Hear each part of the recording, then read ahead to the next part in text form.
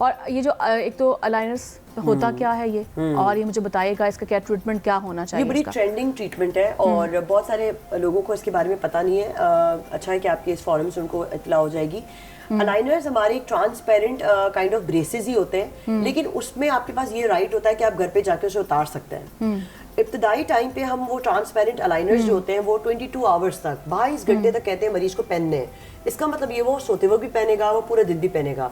सिर्फ खाना खाते वक्त हम उसको कहते हैं कि उतारना है आपने, क्योंकि आप कोई भी खाना खा रहे हैं, कोई गर्म है कोई ठंडा है, तो वो आपकी बिल्कुल ट्रांसपेरेंट प्लास्टिक शीट से बना हुआ होता है। तो वो हो सकता है आपके उस प्लास्टिक को जला दे और मेल्ट कर दे, तो वो टेम्परेचर कंट्रोल नहीं होता इतना, इसलिए हम पहले ही उनको इत्तला करते हैं कि आपने उसे उतार के और फिर खाना खाना है, चाय पीनी है, पानी पीना है, जो भी करना है।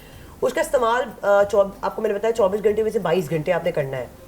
एवरी 10 डेज बाद आपने अपना पैर चेंज करना होता है। सो उसमें गैप्स है, क्राउडिंग है, आगे पीछे दांत है। बहुत सारे लोग नहीं चाहते कि हम तारे लगाएं, तारों से बहुत ज्यादा रिब्जॉर्प्शन भी आगे जाके होती है। उसका प्रॉपर एक मेडिकल ट्रीटमेंट? यस, तो फिर ये डेंटल ट्रीटमेंट यही होता है हमारे पास ऑप्शन कि हम उन 18 ईयर्स एंड अबव को, 18 साल से जायद साल की उम्र के लोगों को हम उनको अलाइनर्स पहनाते हैं, और अलाइनर्स 8 से 10 माह के अंदर खत्म हो जाता है। 2.5 साल ब्रेसेस की तरह आपको चालना नहीं पड़ता। तो ये यंगस्टर्स में ही है या फिर 18 साल से अबव है? हाँ, इससे पहले अब जिस तरह से ओल्ड हैं 40 प्लस 50 प्लस हैं, पहन सकते हैं। लेकिन इसकी कुछ रिक्वायरमेंट्स होती हैं बहुत सारी कि पेशेंट जो है वो उनकी बहुत ज़्यादा गैप्स ना हो, लंबे लंबे बड़े बड़े, वो उन कभी कभी अलाइनर से नहीं ट्रीट होते हैं। कुछ लिमिटेशंस भी हैं इसकी।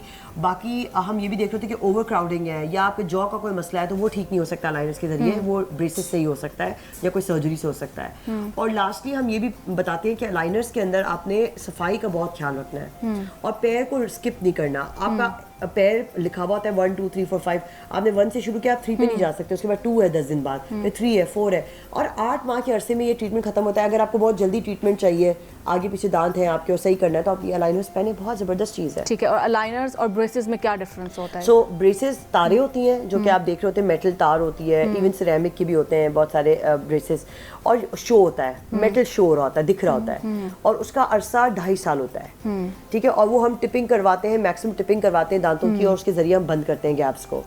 और जबकि लाइनर्स है उसमें ना कोई तारें होती हैं, ना कोई शो होता है मेटल का, वो सिर्फ ट्रांसपेरेंट होता है, लोगों को पता भी नहीं चलता कि उन्होंने पहना हुआ है। बिल्कुल। और वो पहन के रिलैक्स होते हैं, बिल्कुल उनके साइज का होता है, और वो जैसे खत्म होता है, जैसे ब्रेसेस में भी होता है कि हम रिटेनर्स देते हैं, इसी तरह हम अलाइनर्स में भी रिटेनर्स देते हैं। ठीक हो गया। और अगर नॉर्मली बच्चों की हम बात कर लेते हैं, बच्चों को अक्सर चोट लग जाती है दांतों में और ब्लीडिंग होना शुरू हो जाती है, फौरी तौर पर हमें क्या करना चाहिए? बहुत सारे लोग बेवकूफ़ी करते हैं, वो दांत को फेंक देते हैं। मैं आपको बताती हूँ, अगर आप 2 घंटे के अंदर आप पहुँच गए डेंटिस्ट के पास और आपने वो दांत जो निकल गया है, गिर गया है, उसे दूध के अंदर, 2 के दूध के अंदर रख दिया, क्योंकि दूध आपका एक मीडियम होता है, आप दूध के अंदर लेके और डॉक्टर के पास, डेंटिस्ट के पास चले गए, उस डेंटिस्ट ने आपके उस दांत को वापस से लगा देना है और वो तारों से उसको सपोर्ट दे देंगे, यानी वो दोबारा लग सकता है। और एक टाइम आएगा कि वो दांत जो होता है ना, वो बाकायदा ग्रो करके बोन के साथ अटैच हो जाता है और फिर तारे निकल जाती है उधर से पीछे से, स्प्लिंट्स। तो ये बहुत सारे तरीके हैं जो पेशेंट्स को नहीं पता होते हैं, वो दांत को फेंक देते हैं और जल्दी नहीं जाते।